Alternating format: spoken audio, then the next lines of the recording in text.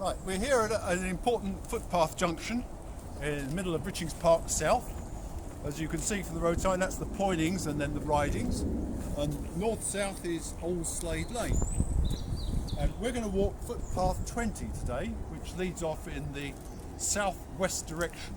But first, we'll take a look at what used to be Old Slade Farm.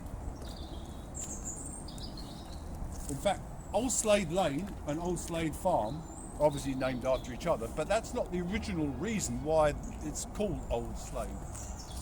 It stems back from many centuries ago, one of the open fields before enclosure times, when these fields just here used to be part of an open field system called Dole Slade, D-O-L-E Slade, which meant a meadow that was allotted out in strips every year to different landowners.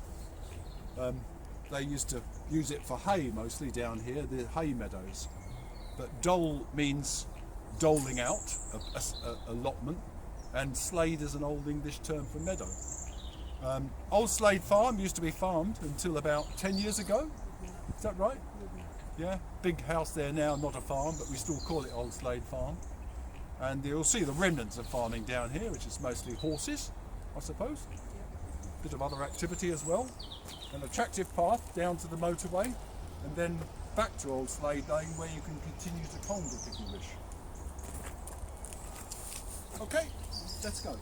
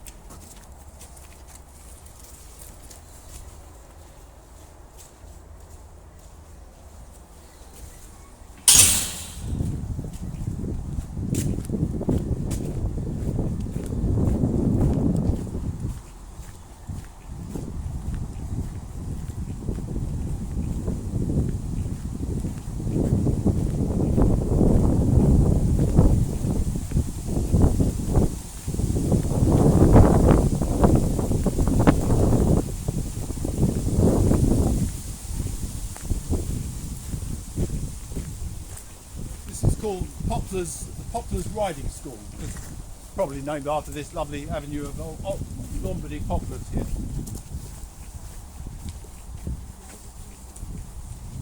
And here's our first horse coming up.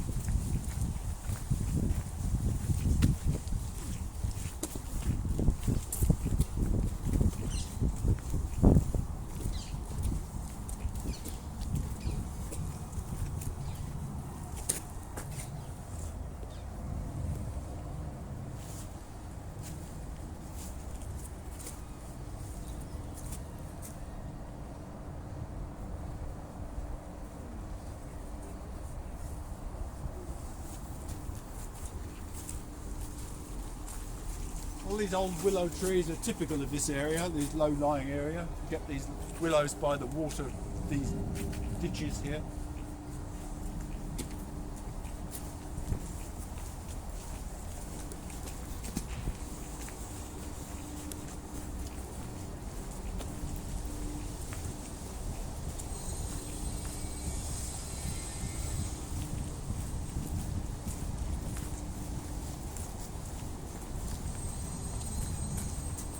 Right, as I think I said, we're on Iver footpath 20, that was IVE 21, and this is IVE 22.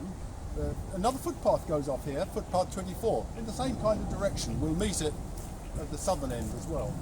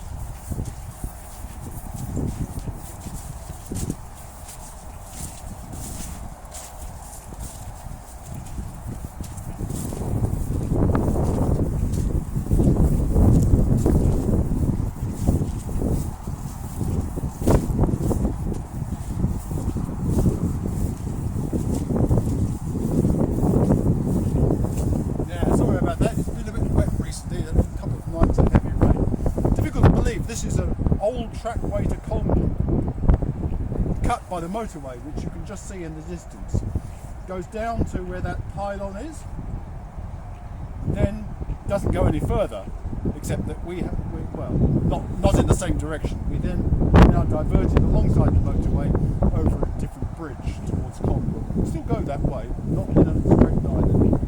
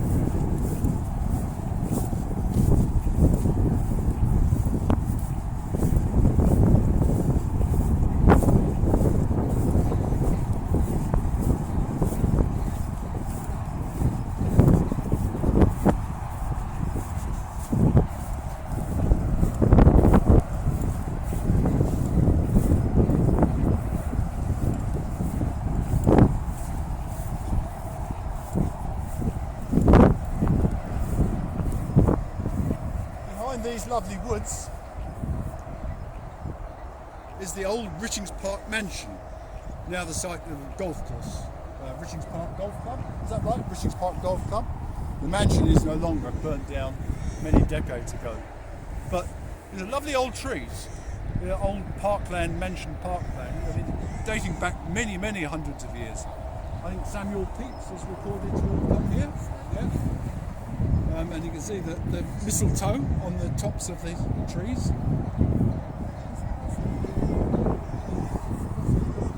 Yeah.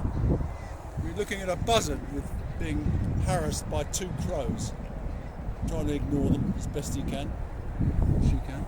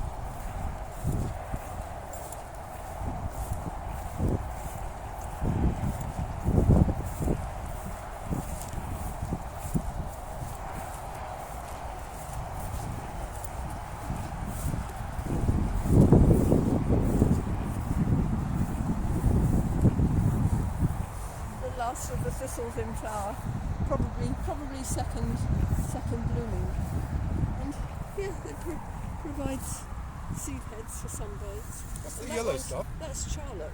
Charlotte. Yeah, Right, it's a name I heard, but Yeah. didn't know what it and was. it's related to the rake family. I think when it dries, it's like barbed wire. It's really beautiful.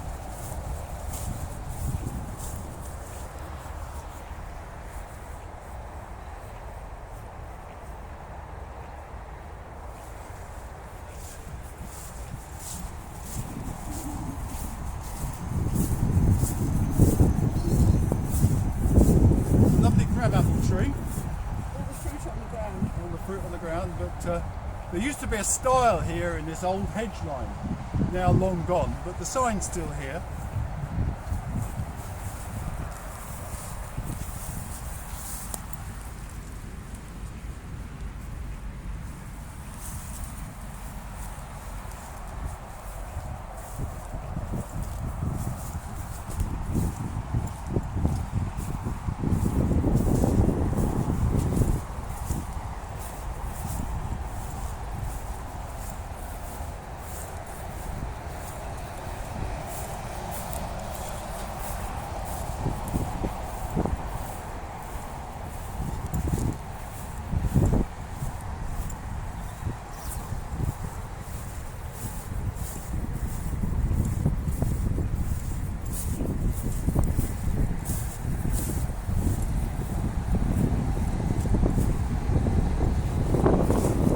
This is where the path doesn't go any further in the south direction. You have to turn left. We're leaving behind the woods of Richings Park Mansion now. We can't go in there, it's private land, but it is still interesting. Carol and I were just talking, there are some original bits of the Richings Park estate still left. Stables, buildings. There's even an ice house there, which is one of these domed brick structures built to when they cut ice out of Richings Park Mansion Lake and had it all through the summer to keep food cool, pre-refrigerated. Right here we walk due east alongside the motorway and link up with Footpath 24 and the road to Colnbrook.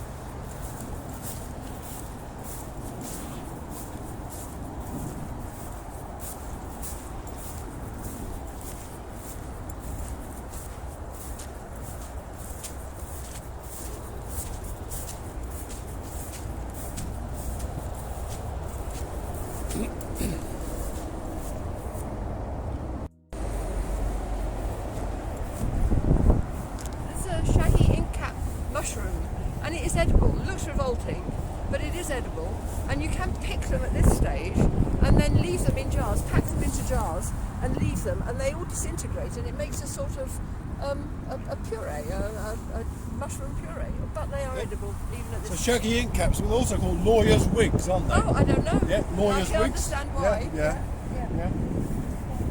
You can see why these are all hay meadows. Quite a bit damp here at this time of year. No good for crops and that sort of thing, but wonderful for horses and cattle. Pasture.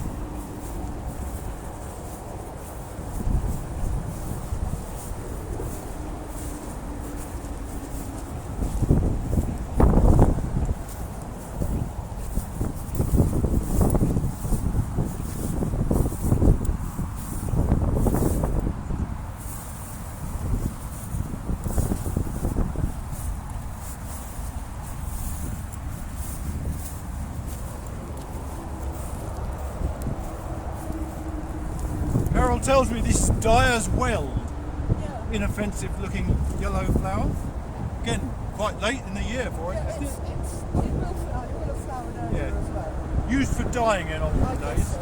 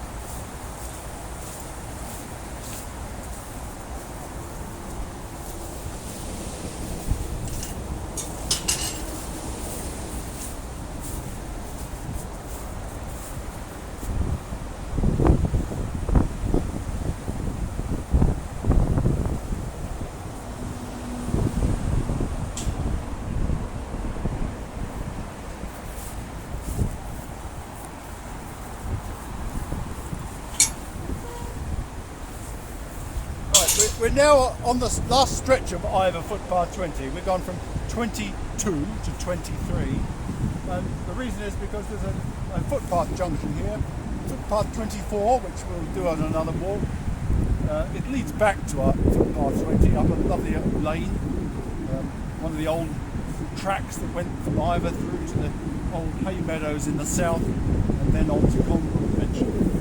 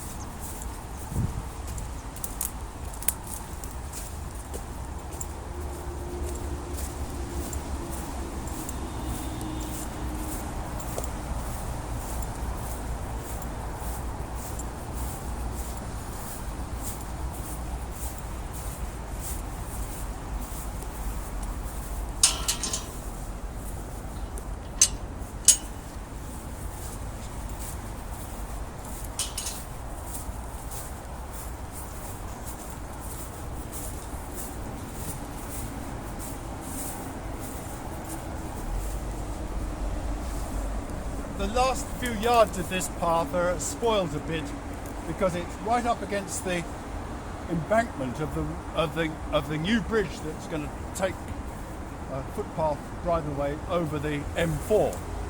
So the works have disturbed it a little bit, but it will be excellent when it's finished. And so that track leads over to Colnbrook on the Colne Valley Trail, long distance trail from north to south, right through the Colne Valley Park.